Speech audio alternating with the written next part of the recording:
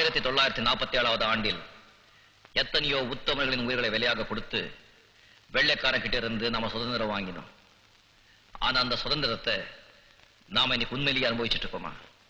நீங்களே சொல்லுங்க. காந்தி தேசமே காவல்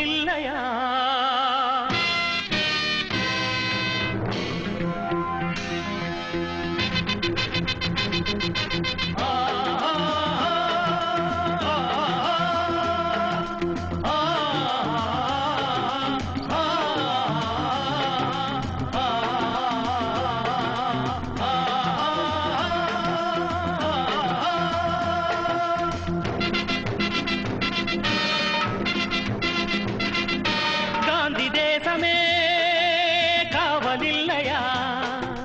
நீதிமன்றமே நியாயமில்லையா? பதவியின் சிறைகளில் பாரத மாதா பரிதவிக்கிறாள். சுதந்திர தேவி சுயநல புலிகளின் துணிது வைக்கிறாள். தாயை மீட்கவா, தர்மம் காக்கவா, தாயை மீட்கவா, தர்மம் காக்கவா.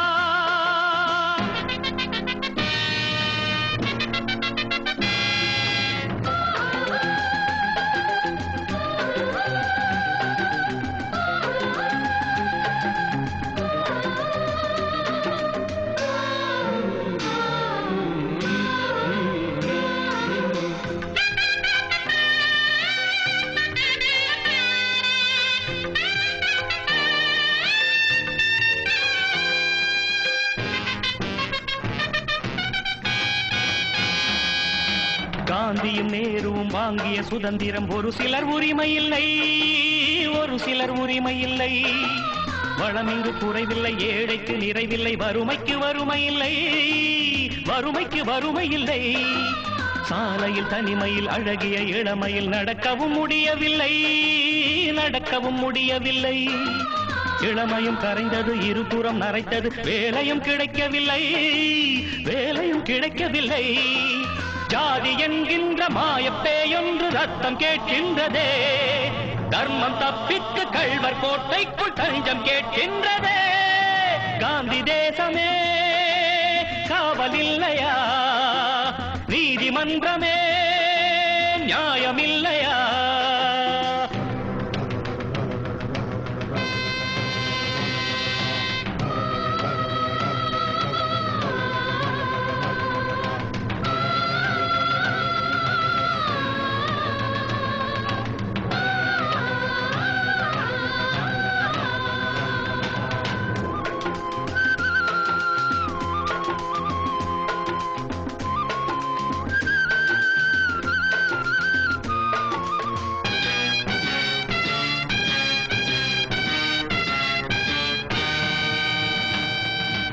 இந்திய தேசத்தை காக்கின்ற வீரர்கள் எல்லையில் நிறைந்திருப்பார்.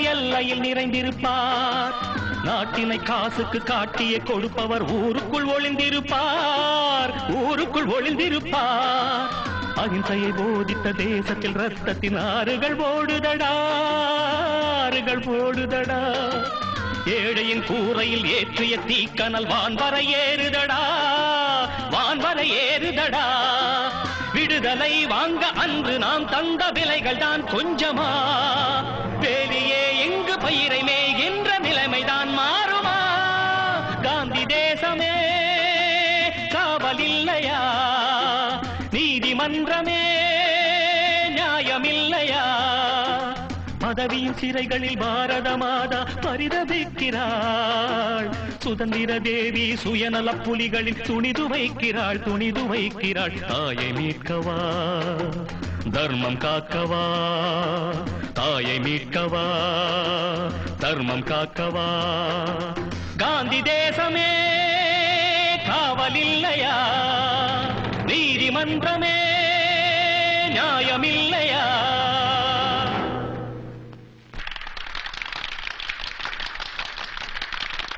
செந்தில் அண்ணே, இந்த கேஸ் ஒரு முக்கியமான